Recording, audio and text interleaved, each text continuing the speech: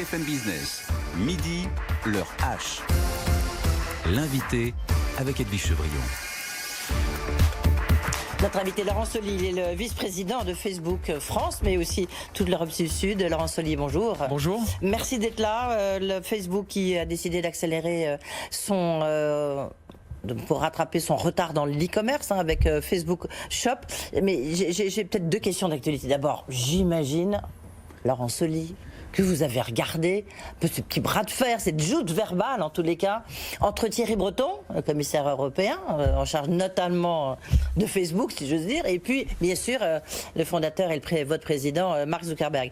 Alors il y a Thierry Breton qui lui a dit j'ai toujours dit à mes collaborateurs, ne jouez pas au plus malin, et puis quand vous devez payer vos impôts, il faut les payer. Et on a vu Mark Zuckerberg rester totalement impassible. Bon, vous avez pensé quoi, cet échange verbal ? Sur cet échange, je peux vous dire que c'est un sujet sérieux et que nous le prenons très au sérieux. Mais je vous réponds ce matin très clairement et très calmement, nous payons nos impôts. Et nous payons nos impôts en Europe et nous payons nos impôts en France.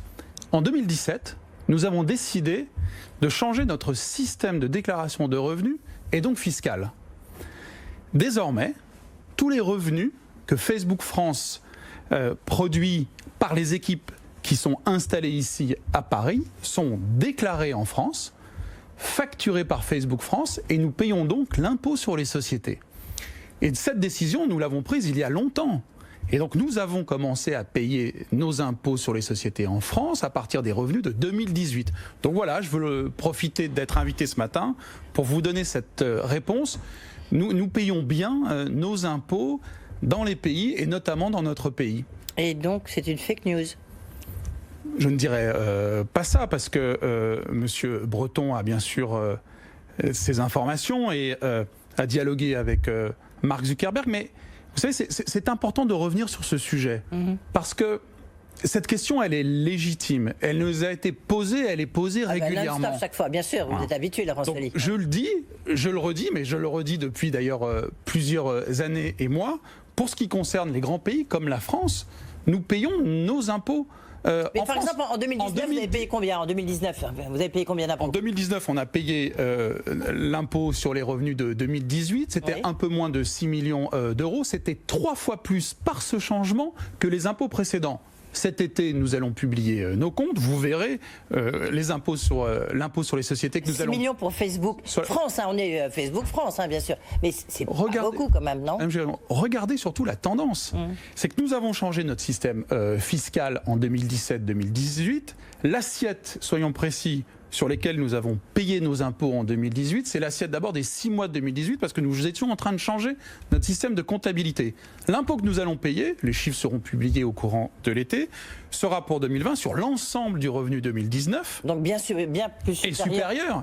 Et vous verrez, en tendance, nous payons désormais nos impôts en France et nous en payons plus. Je rajoute enfin un point sur l'année 2019, c'est que nous avons payé l'impôt sur les sociétés comme toutes les entreprises françaises. Et puis nous avons aussi payé un nouvel impôt qui s'appelle l'impôt dit GAFA. Nous l'avons payé à la fin de l'année 2019. Combien ça représentait la taxe GAFA, comme on dit ? Le chiffre est pas public, mais vous voyez bien... C'est l'ordre quoi de ce que vous avez payé en termes d'impôts ? Le chiffre n'est pas public, mais vous voyez bien que nous sommes un contribuable français. Et que nous avons fait ce choix il y a de nombreuses années de payer désormais dans les pays nos impôts. Donc voilà la contribution fiscale qu'est celle de Facebook France et nous nous comportons comme une entreprise française, revenus déclarés en France, impôts payés auprès de la France et du ministère des Finances. Oui. Voilà, simplement, c'est vrai, mais on va voir le chiffre, puisque vous dites que ça sera en juin. Parce que cet été, parce que vous avez 38 millions de personnes qui utilisent Facebook chaque mois en France. On se dit, 6 millions, c'est pas beaucoup. Mais en même temps, on a bien compris que c'était que sur une partie des revenus 2018. Merci. Voilà. On a bien compris. Non, mais c'est important. Et c'est très important. Merci de me poser la question. Et je profite pour le dire et le redire, parce que c'est une question très importante, très sensible, et je pense que la clarté de cette réponse est utile. Est-ce que le confinement a été, j'ai envie de dire, vous a rapporté beaucoup, enfin c'est un peu un gros mot, mais de temps en temps il faut bien voilà, être un peu dans le concret. Est-ce que tout le monde a utilisé Facebook, non, pendant le confinement? Dire, est-ce que vous avez vu une explosion nous avons vu deux choses dans le monde au moment du confinement et l'impact le plus dur de la crise. D'abord, ça a été une accélération naturelle de l'utilisation des plateformes. Parce que si nous étions distanciés physiquement et confinés chez nous, nous avions besoin de liens sociaux. Et Facebook est un réseau social. Et donc les plateformes de Facebook, Instagram, WhatsApp, Messenger ont été très fortement utilisées. Vous avez des chiffres enfin, je vais vous en donner quelques-uns. Il y a désormais 3 milliards de personnes dans le monde qui utilisent ces plateformes. Si vous prenez quelques chiffres, les appels groupés vidéo qui ont été très utilisés pour se voir sur Messenger et WhatsApp, ils ont plus que doublé. Il y a plus de 700 millions de personnes chaque jour qui utilisent ces deux plateformes de messagerie pour parler dans des appels vidéo groupés. Et puis, vous l'avez dit, nous avons franchi en France, il y a quelques semaines, la barre des 38 millions de Français qui utilisent désormais Facebook. Donc, une utilisation très forte, parce que nous avons besoin de liens sociaux. Mais là, vous avez dû franchir les 40 millions, j'imagine, là. Parce que vous dites il y a quelques semaines, 38 millions. Mais... Alors, il y a quelques semaines, on est à 38 millions. On verra dans quelques semaines ou dans quelques mois. Et on voit bien sûr une utilisation très forte, parce que le besoin social est très important. Pour rester connecté à nos amis, aux gens qui nous sont chers, aussi aux entreprises avec lesquelles nous avons l'habitude de commercer ou de discuter. Et ça, on l'a vu très fortement. Ensuite, sur la partie peut-être plus de l'activité, nous l'avons dit au moment de la publication de nos résultats du premier trimestre, nous avons senti un impact, bien sûr, dans la baisse de la demande publicitaire, puisque c'est notre modèle publicitaire, notamment au mois de mars, qui a été très net. On verra bien sûr à la fin du deuxième trimestre, nous publierons les chiffres à la fin du mois de juillet. Ouais. Est-ce que c'est pas Instagram et WhatsApp qui ont encore plus cartonné? Non, toutes les plateformes ont été utilisées très fortement. Si vous prenez par exemple Facebook, la plateforme bleue, comme on le dit en interne, on a franchi les 2,6 milliards d'utilisateurs. Et si vous prenez le chiffre de fin mars 2020, comparé à fin mars 2019, c'est une croissance de plus de 10% d'utilisateurs, sur déjà un nombre conséquent d'utilisateurs. En janvier, nous avons également annoncé que WhatsApp avait franchi la barre des 2 milliards. Toutes les plateformes ont été utilisées, et pas uniquement d'ailleurs celle de Facebook. Vous avez vu, dans un environnement d'ailleurs très compétitif et concurrentiel, que d'autres réseaux sociaux, d'autres plateformes de connexion ont été puissamment téléchargées et utilisées par les Français et le monde entier. Oui, justement, c'est une petite différence, je reste, enfin pas divergence, mais entre l'utilisation de Facebook aux États-Unis et l'utilisation de Facebook à l'international. C'est-à-dire qu'à la limite, en international, voire en France, on utilise plus qu'aux États-Unis, où Instagram est en train de vraiment de développer d'une manière assez spectaculaire. Oui, vous voyez des différences géographiques dans l'utilisation des plateformes. Évidemment, il y a beaucoup d'utilisateurs de Facebook en Europe. Vous voyez une répartition géographique entre l'utilisation de Messenger et de WhatsApp qui, en général, est liée à l'histoire technologique des pays. Mais l'ensemble des plateformes, et d'ailleurs l'ensemble des outils digitaux, ont été très utilisés pendant cette crise, qui d'ailleurs n'est pas terminée. Et nous faisons, en tout cas, une leçon de tout ça. Nous voyons une leçon de tout ça, de cette crise. C'est l'accélération de la transformation numérique du monde, des échanges, des entreprises et des sociétés. Toutes les grandes crises ont un impact d'accélération. Est-ce que vous dites et ça, nous le voyons très fort. Est-ce que vous ne dites pas que c'est le moment, je ne sais pas, parce qu'il y a une plateforme qui a complètement explosé, enfin une application, c'est Zoom. Enfin, je veux dire, personne ne connaissait, maintenant tout le monde utilise Zoom, pardon de dire ça devant vous, Laurent Soli. Est-ce que vous ne dites pas, ben voilà, il faut faire... Vous avez déjà quelque chose, mais qui fonctionne, enfin en tout cas qui a été moins bien utilisé que Zoom. C'est pas le moment de racheter Zoom, je ne sais pas. Bon, c'est d'accord, ça appartient à des fonds asiatiques, mais je ne sais pas si ça fonctionne mieux que certaines de nos plateformes ou nos outils. D'ailleurs, vous le savez bien, la vidéoconférence ou la vidéo call où vous vous appelez en vous voyant est une fonctionnalité ancienne pour Facebook, sur Messenger ou sur WhatsApp. On en parlait à l'instant. on a aussi lancé une innovation que l'on appelle Rooms, qui nous permet justement de nous regrouper à 50 si on veut, en ayant des appels vidéo groupés. On a augmenté la capacité d'avoir des appels groupés vidéo sur WhatsApp, on est passé de 4 à 8, donc on est déjà dans cette activité-là. Oui, mais vous dites en revanche quelque chose l'émergence a été quand même spectaculaire. Ça vous a frappé, j'imagine. Vous dites quoi? Et vous avez raison. C'est un marché compétitif. Ah oui. Nous avons des concurrents. Et le digital et l'industrie numérique depuis plus de 20 ans a montré à quel point elle était compétitive, elle était rapide, et donc il faut toujours apporter des innovations. C'est aussi ce qu'on a fait pendant cette crise.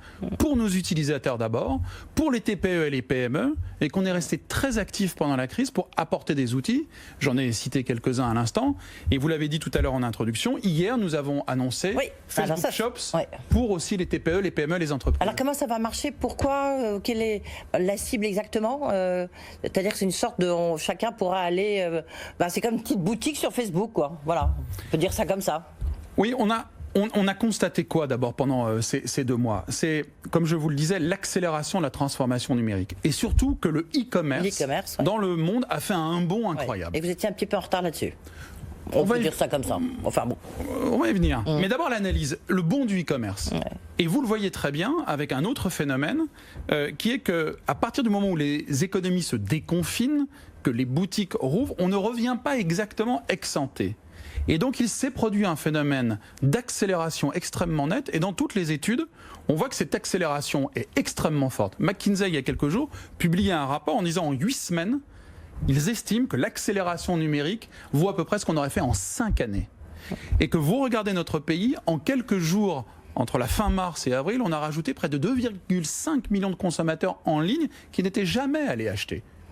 Et que quand le déconfinement se produit, les habitudes qui sont prises pour la grande majorité des consommateurs dans le monde demeurent.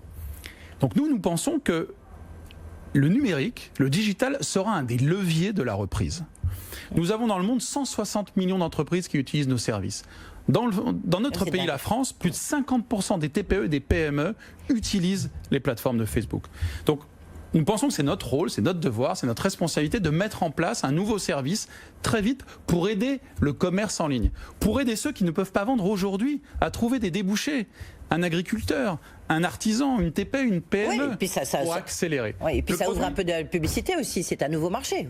Ça sera après. D'abord, c'est un produit gratuit et simple, qui vous permet, comme vous l'avez dit, de télécharger très rapidement et d'installer une interface de vente en ligne. Vous téléchargez cette interface, vous mettez tout votre catalogue de produits, il est immédiatement disponible sur votre page Facebook, et si vous avez un profil Instagram, également sur Instagram. Et donc très facilement, vous pouvez présenter vos produits et proposer de vente en ligne. Dans quelques semaines, nous pourrons plus dialoguer avec des vendeurs en utilisant Messenger ou WhatsApp, comme on le fait dans une boutique traditionnelle, parce que nous pensons que le commerce va changer. Donc et ça que sera nous le lien pouvons aider entre à cette Facebook, Messenger et WhatsApp. Oui, vous pourrez absolument dialoguer. Ça se fait d'ailleurs aujourd'hui. Où vous pouvez utiliser Messenger et les entreprises en France. Pendant la crise, nous avons accéléré l'utilisation de WhatsApp. De grandes entreprises se sont mis à utiliser. Carrefour, qui a digitalisé ses catalogues de produits et ses prospectus dans les régions françaises.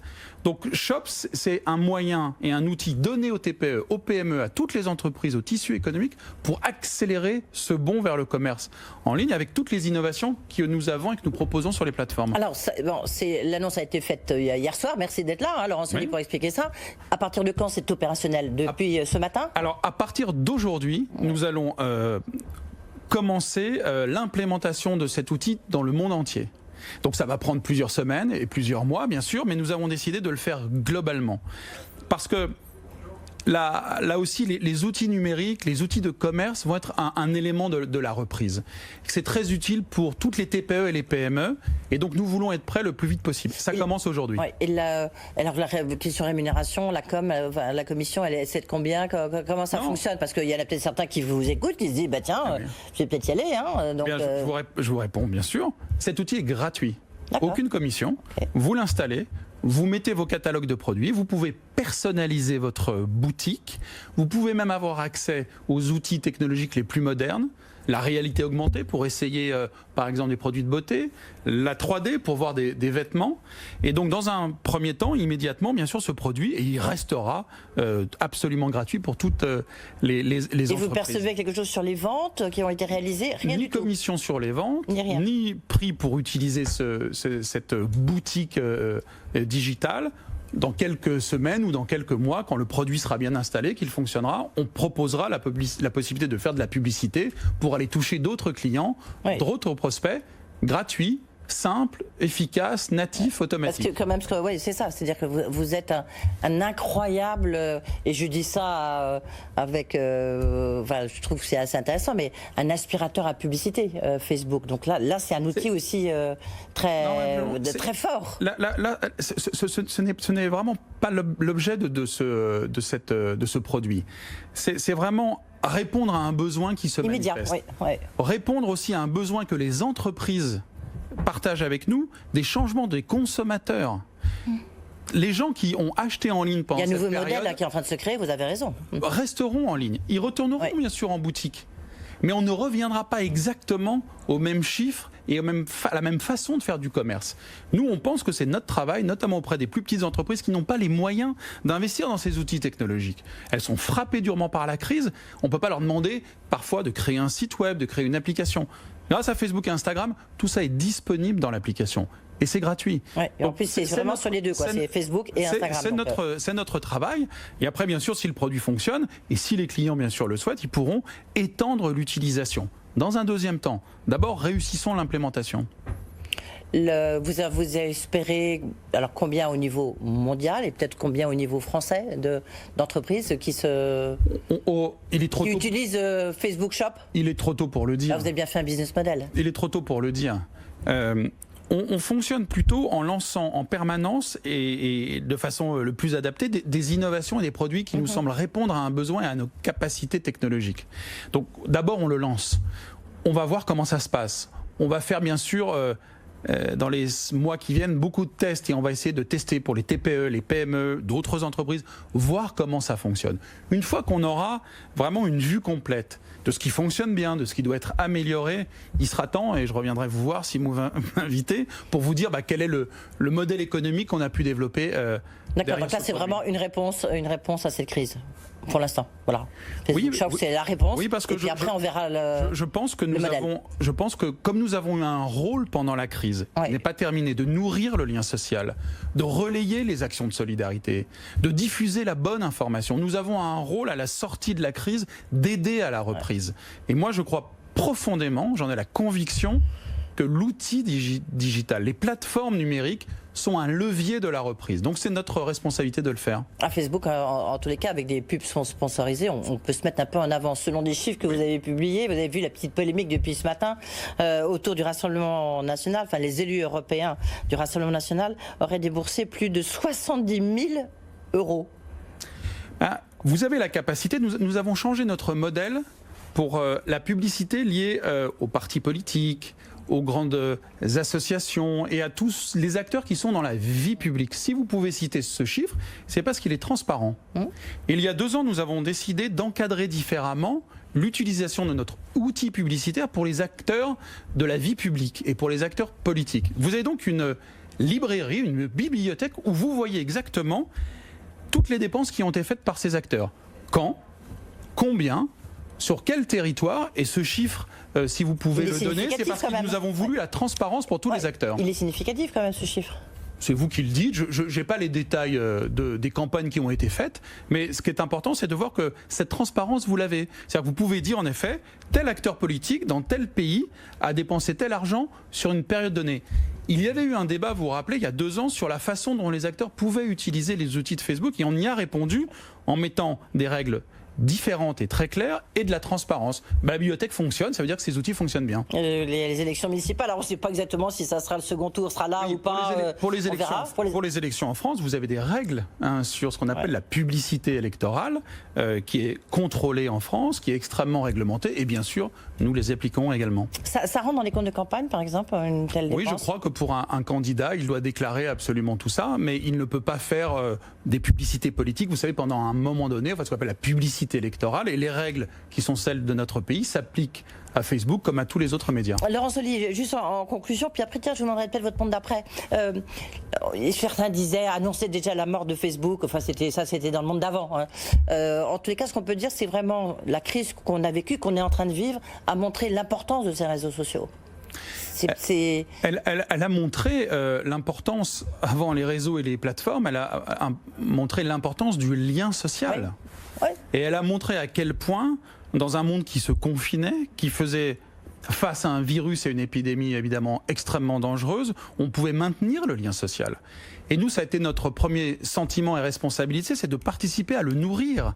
Nous avons été d'ailleurs très actifs dans notre pays pour aider chacun à continuer au fond son activité, son service, et les familles et les amis à vivre quand même dans cette période difficile. Donc je crois que ça a montré l'importance du lien social et le fait que dans notre monde technologique, les plateformes avaient un rôle à jouer.